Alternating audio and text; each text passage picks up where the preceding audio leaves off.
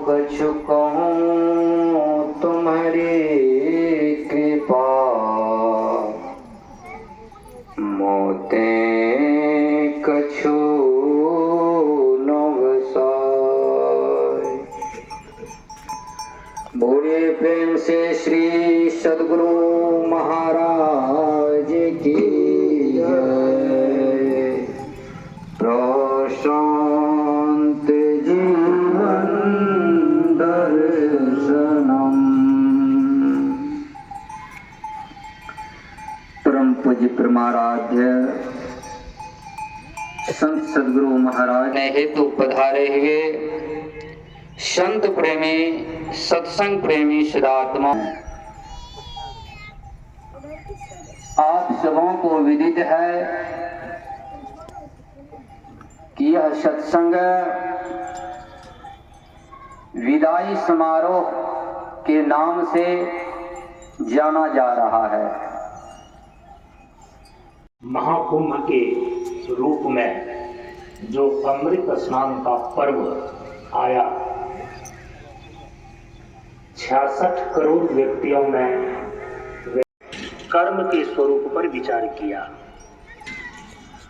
इस बार इस सन 2025 ईस्वी के इस वार्षिकोत्सव के इस सत्र में भक्ति के स्वरूप पर विचार करने जा रहे हैं। जो लोग उपस्थित रहे पिछले 2 बार के वार्षिकोत्सव में, उन्होंने ज्ञान के स्वरूप पर श्रवण किया कि जो परम पूज्य गुरुदेव प्रार्थना की पहली पंक्ति में ही ज्ञान के स्वरूप को प्रदर्शित करते हैं कि परम प्रभु स्वज्ञान जी का जीवन होवे ज्ञान। इस जीव का पारमार्थिक स्वरूप परम प्रभु परमात्मा है।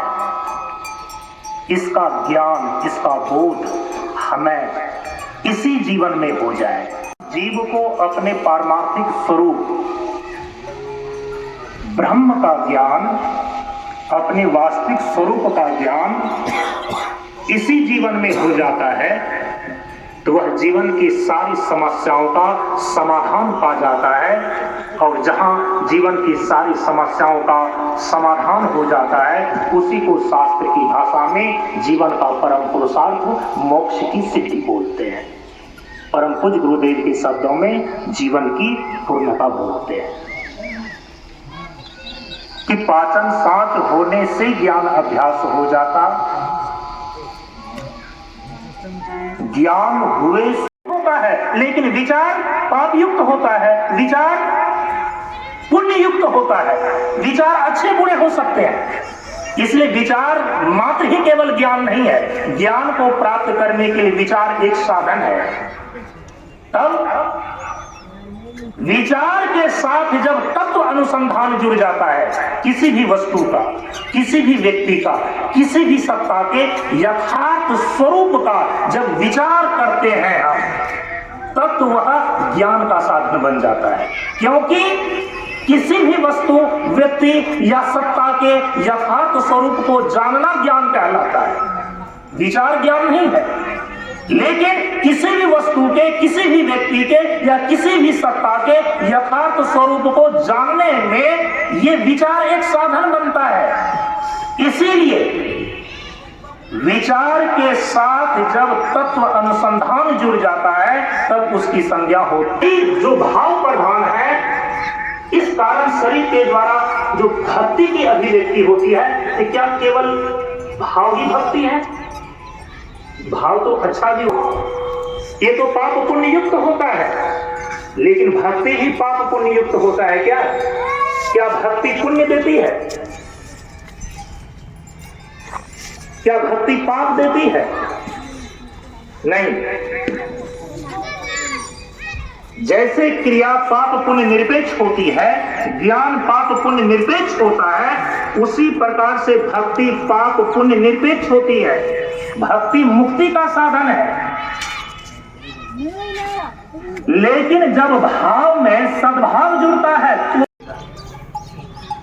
प्रेम एक है उनका भक्ति योग। प्रेम योग और भक्ति योग दोनों को मिलाकर के आप पढ़ करके देखिएगा। तो नारद भक्ति सूत्र और सांडिल्य सूत्र ये भक्ति दर्शन कहलाते हैं। उसके दृष्टिकोण से थोड़ा समय आपके ध्यान में दे दूं ताकि भक्ति का स्वरूप ठीक ढंग से समझ में आ जाए, जो कि एक परिवार की भक्ति से लेकर के परमात्मा की भक्ति, ये सारी बातें उनकी संगति लग जाए। कहा कि जब अहम एसाम मम एते की बुद्धि